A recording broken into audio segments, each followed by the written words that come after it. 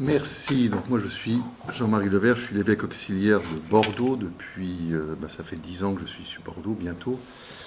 Et une de mes principales missions, c'est d'être directeur de l'IPB, donc l'Institut Péberlan, l'Institut de formation, le service diocésain de formation. Et dans ce service diocésain, un des pôles, c'est pas le seul, c'est la formation des chargés de mission, parmi lesquels il y a des APS, dont vous faites partie les uns et les autres. Alors pour cette entrée d'année, je voudrais vous dire plusieurs points importants. J'en ai 7, comme les 7 dons du Saint-Esprit, et non pas comme les 7 péchés capitaux. Mais auparavant, je voudrais d'abord vous féliciter d'être là. Je voudrais vous féliciter d'avoir choisi de vous former ou de continuer à le faire, parce que la formation dans la foi est une chose extrêmement importante. Une des devises de l'IPB, qui vient de Saint-Augustin, c'est comprendre pour croire et croire pour comprendre. Dieu ne nous a pas créés avec une intelligence pour qu'on s'en serve que pour les choses de cette terre, et comme par hasard, on ne s'en servirait pas pour les choses les plus importantes de notre vie, qui est la relation à Dieu et aux autres, la foi et la charité. Donc évidemment que notre intelligence intervient dans la manière de croire. Notre foi chrétienne n'est pas de ce qu'on appelle le fidéisme, c'est-à-dire tu crois et tais-toi. C'est une hérésie qui a existé dès le départ dans l'Église et qu'on a tout de suite condamné. Il nous faut être intelligents dans la foi. Et vous avez décidé d'être intelligents dans la foi. Bravo. Et donc, vous comprenez qu'il est très important pour un chrétien de se former. Alors, c'est important pour la mission que vous pourriez avoir les uns et les autres, parce que vous êtes chargés de transmettre le contenu de la foi. Et pour le transmettre, on ne peut transmettre que ce qu'on connaît, donc il faut le connaître. Mais c'est important pour vous-même. Et dans cette formation que vous allez recevoir, j'aimerais que vous la receviez en voyant qu'on est là aussi pour faire grandir ce que j'appelle votre être chrétien, votre être baptismal. Quelle que soit votre mission, que vous en ayez une un jour ou pas, cette formation vous aidera à grandir dans votre baptême. C'est-à-dire dans la foi, l'espérance et la charité. C'est-à-dire dans votre sainteté.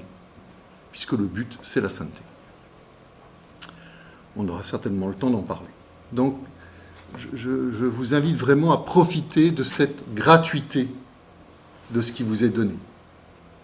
On a mis plein de choses en place dans le diocèse pour ça. Ce que vous faites est un des volets, mais c'est très important pour nous de dire mais il faut que des chrétiens puissent se former gratuitement, non pas financièrement gratuitement, mais gratuitement sur le plan intérieur. Ce que vous allez vivre est une belle formation. Les deuxièmes années ont déjà expérimenté pas mal de choses. Mais oui. Mais je le répète, c'est une... Ah pardon. Je le répète, c'est une formation qui est un peu unique en France.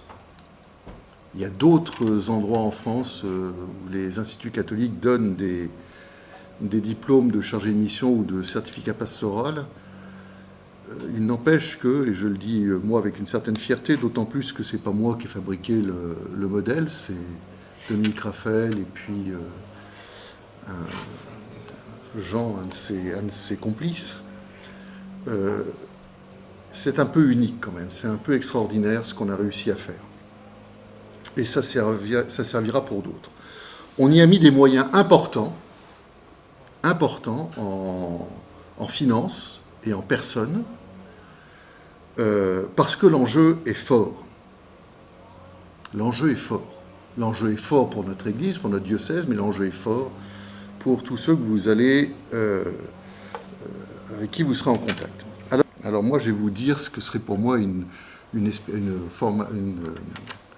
formation réussie, une année réussie, sur ces 7 points que je vais vous donner. La première chose, Eh bien, et je le note avec beaucoup de joie, c'est un peu ce que nous a dit Valérie, c'est la dimension ecclésiale. Vous n'êtes pas formés chacun derrière votre ordinateur. On aurait pu, hein. Ça vous aurait évité de venir de Bergerac, de Pau. Non, non, vous allez travailler en groupe, même s'il y aura aussi ça, vous allez travailler aussi en Église. Et vous vous formez en vue de mieux remplir votre mission d'Église ou de mieux la remplir quand vous la recevrez, si vous en recevez une. Alors, qu'est-ce que c'est que l'Église ? L'Église, je ne vais pas vous faire un cours, vous aurez certainement quelque chose là-dessus, mais je pourrais vous dire d'abord que c'est une volonté du Christ. Le Christ a voulu son Église. Ce n'est pas une invention des apôtres, c'est le Christ qui veut son Église, et il nous l'exprime en choisissant les 12, en choisissant les 72. Voilà, il y a toute une chose qui se passe. Voilà. Et ça se passe, ça naît à la croix et à la Pentecôte. Et on peut comprendre pourquoi Dieu veut l'Église. Il ne nous a pas créés n'importe comment. Vous avez remarqué qu'on aurait pu naître chacun sur une planète, hein, tout seul. C'est quand même rigolo que Dieu nous ait créés en famille. Ce n'est pas n'importe comment que la vie se donne. Et bien de même que pour notre vie humaine, nous avons besoin d'une famille, pour notre vie spirituelle, nous en avons besoin d'une, et c'est l'Église. Qui, comme le dit Vatican II, je vais le dire de façon rapide, est vecteur de salut. C'est-à-dire le salut nous arrive aussi par l'Église. Alors, des fois, Dieu se sert d'autre chose, mais il se sert de l'Église, en particulier par les sacrements, mais pas seulement. Alors, je voudrais que dans l'Église, quand je parle d'Église, vous ôtiez de votre tête le fait de l'Église catholique romaine. Si j'avais à définir ce que c'est que l'Église, c'est l'ensemble des personnes qui, à travers le temps et l'espace, seront sauvées. Ce qui fait que les frontières de l'Église, on ne les connaît pas. Il y a des gens qui sont visiblement dans ce que je vais vous dire tout de suite, dans l'Église catholique romaine, voilà, ils le sont. Je ne sais pas s'ils sont sauvés. Il y a des gens qui n'y sont pas et ils sont peut-être sauvés. Je vous donne un exemple. Abraham, Isaac, Jacob, les prophètes, Saint Joseph, ils n'étaient pas cathos. Ils n'étaient pas cathos. Ils étaient avant Jésus. Enfin, Joseph un petit peu, machin, mais tous les saints de l'Ancien Testament, ils n'étaient pas comme... Enfin, voilà. Bon. Et au sein de cette Église immense, il y a le sacrement de l'Église, il y a le signe de l'Église qui est notre Église catholique romaine. C'en est le signe, mais elle est bien plus large que ça. Et le dimanche, quand vous dites « je crois en l'Église une, sainte, catholique », nous parlons de cette Église universelle. Bonjour Karen, bonjour, entrez. Voilà. Et donc, c'est une grâce d'appartenir à l'Église. C'est vraiment une chance extraordinaire. Pour un certain nombre d'entre vous, donc ça veut dire que si jamais on travaille en Église, on espère que cette formation va vous donner un plus grand amour de l'Église et un plus grand sens de l'Église. Voilà, c'est comme quelqu'un qui est dans une famille. Il y a des choses qui favorisent la famille, il y a des choses qui ne le favorisent pas. Dans nos attitudes, dans nos paroles, dans nos doutes, dans nos méfiances, dans nos joies. Voilà, on espère tous que vous aurez un plus grand sens de l'Église. Avec toutes ses limites. Alors, vous savez que les limites de l'Église, c'est nos limites. Hein. L'Église est à la fois sainte et humaine, et les péchés de l'Église, les limites de l'Église, c'est les nôtres. Hein. C'est les nôtres. Voilà, mais j'aurai certainement le temps un jour de vous parler un peu plus de ça. C'est-à-dire que c'est intéressant quand on parle de l'Église. Quand on critique l'Église, c'est nous qu'on critique. Il ne faut pas se faire d'illusions. Bien. Vous sortez pour un certain nombre, vous allez sortir du bénévolat pour entrer dans une mission d'Église avec une grâce d'État, et vous allez être soutenu par le diocèse. C'est pour ça d'ailleurs que le diocèse s'est engagé pour cette formation. Peut-être que dans un certain nombre de cas, ça arrive, c'est pas propre à la Gironde, ceux qui sont APS, vous n'aurez pas un soutien extraordinaire au sein de votre établissement. C'est possible. On connaît ça par cœur. Au moins, vous aurez le soutien de vos pairs dans cette mission et de notre diocèse. Mais Le sens de l'Église, l'amour de l'Église, le travail en Église, la mission en Église, c'est pas un truc automatique, c'est pas un truc magique. Vous allez recevoir la grâce d'État, mais pour que ça soit fructueux, il va falloir que vous aussi, vous y mettiez. Et donc, je vous invite tout au long de cette année de découvrir les qualités que vous avez, les talents que vous avez, qui vont pouvoir se déployer afin de grandir dans ce sens de l'Église. Voilà, quelle qualité, quelle manière d'être et de faire, mais d'abord d'être et de faire, et de savoir faire, et de savoir faire faire, quelle qualité vous allez pouvoir mettre en place, développer pour vivre cette dimension ecclésiale. Deuxième point, cet endroit, cette formation, mais aussi votre mission, est un lieu fort d'évangélisation. Pour vous-même et pour ceux dont vous êtes chargés, ou vous allez être chargés, ou bien pour vos frères et sœurs de communauté, parce que vous n'êtes pas des électrons libres, du moins je l'espère. C'est pour ça que tout à l'heure, je vous ai demandé dans quelle paroisse vous étiez. Vous appartenez à une communauté, normalement. Et donc pour vous, cette formation de chargé de mission, c'est une école de disciples missionnaires, suivant la belle expression du pape François. Et je vous invite à le vivre comme tel. Vous êtes invités par cette formation à devenir encore plus disciples et encore plus missionnaires. Parce que si vous le vivez comme tel, ça vous donnera une attitude intérieure tout à fait spéciale pour pouvoir recevoir ce qu'on va vous donner. De le vivre pour vous, mais de le vivre pour ceux dont vous serez chargés. Vous savez qu'il se passe une chose tout à fait extraordinaire depuis 2 ans, 3 ans, dans notre Église. C'est les demandes de baptême ou les demandes de recommencement de néophyta. C'est extraordinaire. Pendant les vacances, là, sur le site du diocèse, nous avons eu des demandes de dire « est-ce que je veux être baptisé ?» C'est un peu fou, on ne sait pas pourquoi. Alors, pas toujours pour des bonnes raisons, c'est pas grave. À Toulouse, il y a le curé de la paroisse universitaire est un peu paniqué. Il a 210 étudiants qui demandent le baptême. 210. Voilà.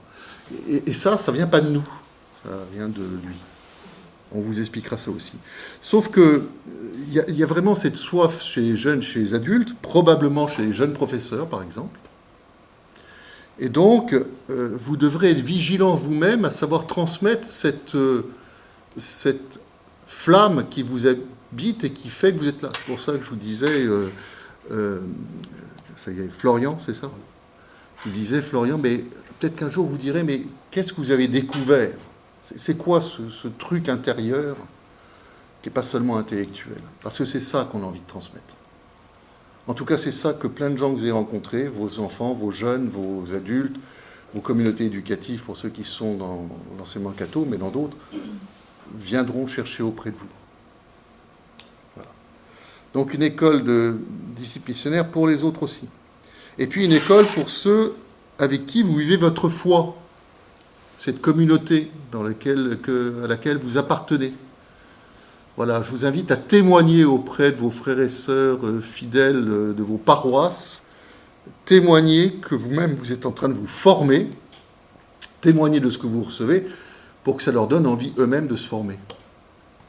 C'est pas parce qu'on va avoir plus de monde et qu'il y aura comme ça plus de frais d'inscription, ce sera génial. Non. C'est que c'est très important pour eux. Donc, osez dire aux autres, moi je me forme et ça, c'est génial. Voilà ce que j'en tire. D'accord ? Ça, c'était le deuxième point. Lieu fort d'évangélisation. Troisième point, pour que ça marche, cela suppose un lien fraternel entre vous. Ça rejoint la dimension ecclésiale d'une certaine façon. Pourquoi ? Parce qu'il n'y a pas de mission d'évangélisation sans communion. On vous l'expliquera. Communion qui est indispensable pour la vie de l'Église et pour l'évangélisation. Très intéressant de voir que quand le Christ envoie ses premiers disciples, il les envoie 2 par 2, jamais tout seul. Pourquoi ? Là, on verra ça. Voilà. Et cette fraternité, cette communion, vous verrez que c'est un plus, c'est un véritable plus dans votre formation. D'abord par l'interaction que vous aurez entre vous. Alors si vous êtes chacun dans votre coin et que vous faites la tête, bah, ça ne marchera pas. Il y a quelque chose que vous n'aurez pas. Hein. Mais par contre, ça peut être un véritable plus parce que vous allez vous aider mutuellement. C'est pour ça aussi qu'on va vous mettre en petits groupes, etc. Voilà. Donc cette formation se base aussi sur cette pédagogie de la fraternité et de la communion. Quatrième point, pour une année réussie, je vous invite à être attentif, attentive à votre équilibre de vie. Comme toute formation, cela va supposer que vous renonciez à d'autres choses. Parce que justement, vous ne faites pas des formations en 5 minutes. Alors, il y a plein de gens qui viennent me voir, y compris des prêtres, qui disent « Mais vous nous faites un petit truc en 10 minutes. » Moi, je ne sais pas faire. Je ne sais pas former quelqu'un en 10 minutes. D'ailleurs, je crois que c'est même impossible. Enfin, c'est possible pour l'Esprit Saint. Il l'a déjà fait. Mais moi, je ne suis pas l'Esprit Saint. Vous avez de la chance. C'est pas moi. Moi, je ne sais pas former des gens en 5 minutes. Une formation, ça prend du temps. Pourquoi ? Parce que nous avons une inertie, nous, les êtres humains, qui est colossale. C'est pire que les pétroliers de 500 000 tonnes. Pardonnez-moi, je suis un ancien marin. Donc un pétrolier de 500 000 tonnes, vous êtes à 4 nœuds, à 8 km/h, vous mettez machine arrière toute, ça met plusieurs kilomètres à s'arrêter. Vous mettez la barre à droite toute, il met 1 km, 2 km à tourner le bateau. Mais nous, c'est pire que ça. Il nous faut du temps. Parce que vous avez compris que cette formation ecclésiale, elle va entraîner chez vous une conversion. Une conversion, bonjour Raphaël, une conversion de mentalité, de positionnement. Voilà. Et donc, il va falloir prendre du temps. Et pour prendre ce temps, c'est-à-dire que vous ne pourrez pas tout faire. Le but de la formation, c'est pas qu'à la sortie, vous ayez abandonné votre mari, votre épouse et vos enfants. L'Église, elle n'est pas là pour ça, vous voyez. Voilà, donc je vous invite à vous organiser, à discerner les priorités et à faire des choix. À faire des choix pendant les 2 ans de cette formation. 5e élément de réussite, je voudrais vous parler de la validation. Aïe, aïe, aïe, aïe, aïe, aïe, aïe. Je n'ai pas du tout envie de valider, moi, faire des devoirs, des examens. Je vous invite à ne pas avoir de crainte par rapport à la validation. Pourquoi ? Parce que la validation, vous le savez, n'a qu'un seul but, c'est de vous permettre une meilleure acquisition de vos connaissances. Ce n'est pas pour l'épreuve de vous mettre une note. C'est de savoir, c'est de vous aider à mieux acquérir ce qu'on va vous donner. Et je vous invite à avoir, quand vous avez passé vos validations, à avoir comme point de mire cette acquisition. Cette meilleure acquisition lors de la restitution de ce que vous allez recevoir. Parce que ça change beaucoup de choses. J'aimerais que vous compreniez que quand vous allez valider vos cours, on ne vous demande pas simplement une répétition du cours. On vous demande de montrer ce que vous avez compris et de le dire avec vos mots à vous. C'est ça, le but de la validation. Voilà. Et ce sera particulièrement vrai pour une mise en œuvre auprès des jeunes ou des autres.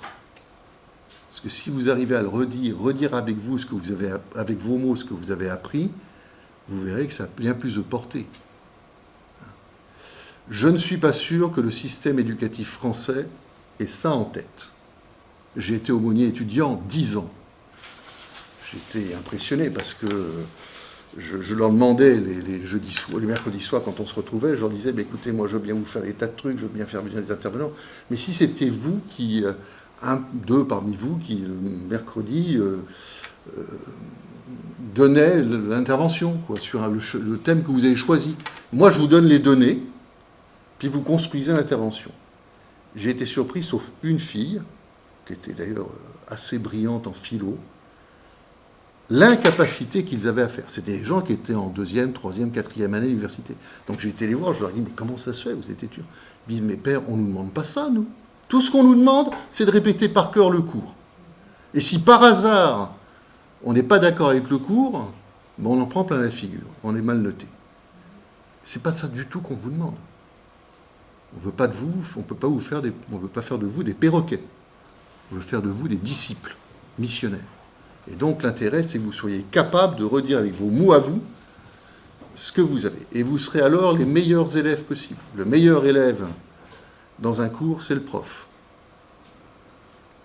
Parce qu'il est obligé de redire avec ses mots à lui ce qu'il a reçu. Et vous avez une assistance énorme pour ça qui s'appelle l'Esprit Saint. Sixième point, pour tout cela a comme but de mieux connaître le Christ. Mieux connaître le Christ, c'est d'entrer dans l'espérance. C'est le thème de l'année jubilaire 2025.